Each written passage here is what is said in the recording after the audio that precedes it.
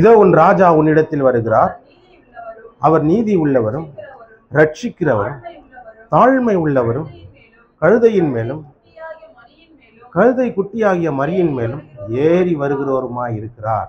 அல்லேலூயா. இது சகரியான்ற தீர்க்கதரிசியின் மூலமா உரைக்கப்பட்ட ஒரு வார்த்தை. சகரியான்ற தீர்க்கதரிசியின் மூலமா சொல்லப்பட்ட வார்த்தை. சீயோன் குமாரத்தினா யாரை குறிக்குதுன்னா இஸ்ரவேல் ஜனங்களை குறிக்கிறது. இஸ்ரவேல் ஜனங்களை தான் சீயோன் குமாரத்தியே அப்படின்றத குறிக்கிறது. ரட்சிக்கப்பட்ட ஜனங்களை சொல்ற வார்த்தை தான் மனவாட்டியே.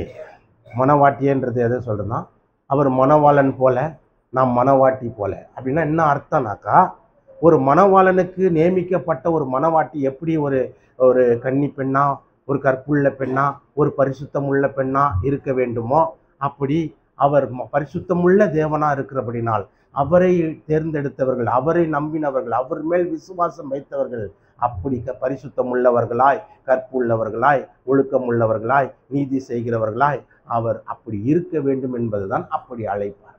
இல்லையா? ஒரு மணவாளன் ஒரு மணவாட்டி எப்படி இருக்க வேண்டும் என்பதை அந்த இடத்துல பார்க்கிறோமோ, அது போலதான் அவர் மணவாளன் போல நாம் மணவாட்டி போல. ஒரு மணவாளனுக்கு ஒரு மணவாட்டி எப்படி கற்புள்ள பெண்ணா, ஒரு பரிசுத்தமுள்ள பெண்ணா இருக்க வேண்டுமோ, அது போல தேவன் வரும்போது நாம் அப்படி காணப்பட வேண்டும். அல்லேலூயா. ஆண்டவர் வரும்போது இந்த நாளில் எப்படி வேணாலும் இருந்துக்கலாம். ஏன்னா அவர் இன்றைக்கு மன்னிக்கிறவர், இரக்கம் செய்கிறவர், தயவு செய்கிறவர், கிருபை பாராட்டுகிறவர்.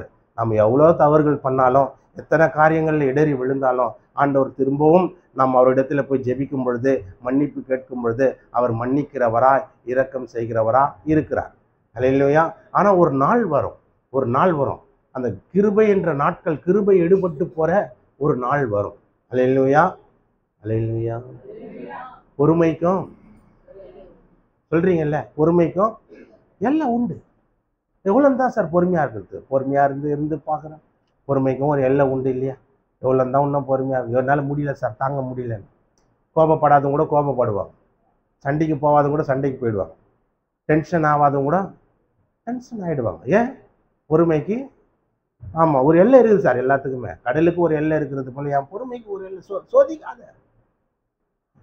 சொல்லுவீங்கல்ல, இந்தம்மா பாரு, பொறுமைக்கு ஒரு எல்லை இருக்குது, அது தாண்டி லிமிட், அவ்வளோதான். அந்த லிமிட்டுக்கு மேலே போனால் நம்மளுக்கு கோபம் வந்துடும், ஏதாவது ஒன்று பண்ணுறோம், சண்டை வந்துடும், எல்லாம் பண்ணுவோம் இல்லையா சார்? ஏதாவது ஒன்று பண்ணுவோம், கோபம் வந்துடும் நம்மளுக்கு. கோபம் வராத மனுஷனே கிடையாது. இங்கே இருக்கிறீங்களா கோபம் வராத ஆட்கள் யாராவது? சாந்தமுள்ளவர்களா இருக்கீங்களா? இருந்தால் அவங்க கையை தூக்குங்கன்னா அதை பார்த்து நான் அதை வீட்டில் போய் ஜபமாக பண்ணுவேன். இந்த மாதிரி ஒரு குணம் எனக்கு கொடுங்க. அந்த கண்டிப்பாக வந்துடும், ஏதோ ஒரு வகையில் வந்துடும் நம்மளை டென்ஷன் பண்ண. அல்லேலூயா. அப்படி ஒரு காரியங்கள் இப்படி இருக்கிறது. ஆகவே தான் இந்த இடத்துல என்ன சொல்கிறேன்னா, அவர் மணவாளன் நாம் மணவாட்டி போல, சியோன் குமாரத்தியே அப்படின்னு. சியோன் குமாரத்தியே. ஏன் கர்த்தர் சியோனிலிருந்து ஆசீர்வதிப்பார். சியோன் என்ற வார்த்தை எதை காட்டுனா, பரலோகத்தை காட்டு. இன்னொரு இடத்துல சியோன்னு சொன்னாலே அது தாவீதின் நகரம்னு இருக்குது. சியோன்னு சொன்னாலே தாவீதின் நகரம். மற்ற இடங்களிலெல்லாம் சொல்லப்படுகிற வார்த்தை சியோன் என்றாலே எதை காட்டுதுன்னா பரலோகம். அப்போ சியோன் குமாரத்தினா நம்ம எல்லாரும் யாரு? பரலோக வாசிகள். அல்லேலூயா. தேவன் அப்படி அழைக்கிறாராம், ஒரு மகளை போல, ஒரு மகனை போல. சியோன் குமாரத்தியே, சியோன் குமாரனே அப்படின்ற மாதிரி ஒரு மகனை போல, ஒரு மகனை போல நம்ம பரலோக வாசிகள் என்பதை அவர் அப்படி அழைக்கிறார். அதனால தான் புத்தி உள்ள 5 கன்னிகள், புத்தி இல்லாத 5 கன்னிகள் என்பதை பாரு. ஏன் அந்த கன்னிகள் அப்படின்றதுனா, ஒரு புத்தி உள்ள கன்னிகள் எப்படி? கன்னிகள்னா யாரு? பரிசுத்தம் உள்ளவங்க, ஒழுக்கம் உள்ளவங்க இல்லையா, கற்பு உள்ளவங்க. அதனால தான் அவங்களுக்கு அப்படி ஒரு வார்த்தையை கொடுக்கப்படும். மணவாளன் இரவு நேரங்களில் வரும்பொழுது அந்த புத்தி உள்ள அந்த கன்னிகைகள் மணவாளனோட கல்யாண அறைக்குள்ள போனார்கள் என்று நம்ம பார்க்கணும். ஏன்னாக்கா அங்கே பெரிய கல்யாணம். மணவாளன் வரும்பொழுது மணவாட்டி அப்படின்ற வார்த்தை எதுக்கு சொல்லப்பட்டிருக்குன்னா, இதுதான் அதுக்கு அர்த்தம். இதுதான், வேற ஏதோ தப்பான ஒரு காரியத்தில் எண்ணத்தில் புரிந்து கொள்ளக்கூடாது. மணவாளன்னா மணவாட்டியா அப்படின்லாம். மணவாட்டின்ற அர்த்தம் என்னன்னா, ஒரு கற்புள்ளவர்களா இருக்கிறது போல, ஒரு ஒழுக்கம் உள்ளவர்களா இருக்கிறது போல, ஒரு பரிசுத்தம் உள்ளவர்களா இருக்கிறது போல, அதுக்கு ஒப்பிட்டு சொல்ற வார்த்தை தான் அந்த மணவாட்டி. அல்லேலூயா. அப்போ அவர் வரும்பொழுது இந்த நாளில் நாம் எந்த காரியங்கள் செய்தாலும் தேவன் நம்மளுக்கு மன்னிப்பை கொடுப்பார், கிருபையை கொடுப்பார், இரக்கம் செய்வார், நம்மளுக்கு கருணை காட்டுவார். ஆனால் ஒரு நாள் வரும், அந்த நாள் பொறுமைக்கு எல்லை உண்டுன்ற மாதிரி அந்த நாள் வந்த பிறகு அந்த கிருபை எடுத்துருவார். அந்த கிருபை இறக்கம் எதுவுமே காண்பிக்க மாட்டார். அந்த நாள் முடிந்த பிறகு நியாய தீர்ப்பு நாளில் இரக்கம்தான் மேன்மை பாராட்டும். அங்கே நியாய தீர்ப்பு நாளில் உனக்கும் எனக்கும் அல்லேலூயா. அப்போ அவர் இருக்கிற வண்ணமா நாம் இருக்கு. அதுதான் தேவன் விரும்புகிற ஒரு காரியம். இப்போ பாருங்க என்ன சொல்றேன்னா, சீயோன் குமாரத்தியே மிகவும் கலிகூறு, எருசலேம் குமாரத்தியே கம்பீரி, இதோ உன் ராஜா உன்னிடத்தில் வருகிறார். அவர் நீதி உள்ளவரும் ரட்சிக்கிறவரும் தாழ்மை உள்ளவரும் கழுதையின் மேலும் கழுதை குட்டியாகிய மரியின் மேலும் ஏறி வருகிறவருமா இருக்கிறார் அப்படின்றார். அப்போ அவர் எப்படியாப்பட்டவரா?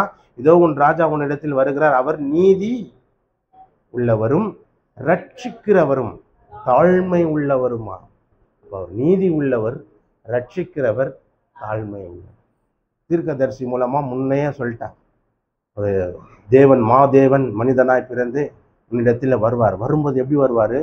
மகா வல்லமை புரிந்தினவரா அவர் வரமாட்டாரு. நீதி உள்ள தேவனா வருவார், தாழ்மை உள்ள தேவனா வருவார், ரட்சிக்கிறவரா வருவார். அதாவது உன்னை காப்பாத்துகிறவரா, பாவத்திலிருந்து சாபத்திலிருந்து தோஷத்திலிருந்து உன்னை காப்பாற்றி மீட்டு எடுக்கிறவரா, அவர் ரட்சிக்கிறவரா வருவார். அவர் வரும்போது ஏதோ ஒரு பெரிய ராஜா ஒரு யுத்தத்துக்கு வர மாதிரி எல்லாம் வரமாட்டாரு, தாழ்மை உள்ளவரா வருவார். அல்லேலூயா. அதே நேரத்தில் அவர் நீதி உள்ளவராகவும் வருவார்.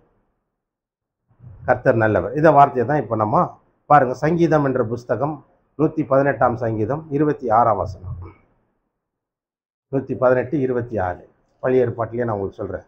சங்கீதக்காரன் அப்போவே அந்த பாட்டில் அதை பாடுறாங்க பாருங்க. 118, 26 கர்த்தருடைய நாமத்தினாலே வருகிறவர் ஸ்தோத்தரிக்கப்பட்டவர், ஆசீர்வதிக்கிறோம். அல்லேலூயா. 24 வாசிங்க.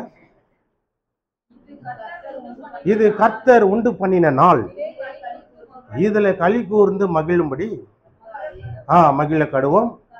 கர்த்தாவே ரட்சியும், கர்த்தாவே காரியத்தை வாய்க்க பண்ணும். கர்த்தருடைய நாமத்தினாலே வருகிறவர் ஸ்தோத்தரிக்கப்பட்டவர். போதும். அல்லேலூயா.